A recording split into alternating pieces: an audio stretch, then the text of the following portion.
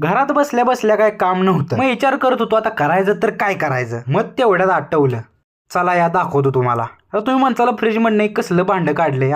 घ्या, दूध तर आहे. हा हे काय साधं दूध नाही बरं का. त्याच्यामध्ये बरं का 1 चमचा कॉर्नफ्लॉवर, 1 चमचा मिल्क पावडर हे मिक्स करून उकळले बघा. आणि थांबा थांबा थांबा, दोन्ही पहिला वाटीत घ्यायचं, मिक्स करायचं पाण्यात आणि मगच घालायचं. मग पाहिजे तेवढी साखर बी टाकायची. मग नॉर्मलला आणून गार करायला ठेवायचं फ्रीज मध्ये. मग असं मिक्सरच्या भांड्यात ओतून घ्यायचं आणि 2 थेंब व्हॅनिला इसेन्स. आम्ही नेस कॉफी टाकली आहे बघा, तुम्ही कुठली बी टाकू शकताय, तुम्हाला पाहिजे तशी, हार्ड किंवा सॉफ्ट. मी तर हार्ड केली बघा. मग ती झालं का मिक्सरला फिरवून घ्यायचं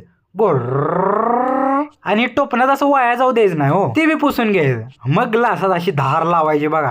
हा तुम्ही स्टीलच्या ग्लासात बी पिऊ शकताय. मग म्हणलं आमच्या कॅमेरामॅनला बी दाखवा जरा, आणि मग फुरक्या मारत प्यायचं बघा. आत्मा थंड. आणि माझ्या चॉकलेट शेकची रेसिपी पाहिजे असेल ना, कमेंट करा पुढचा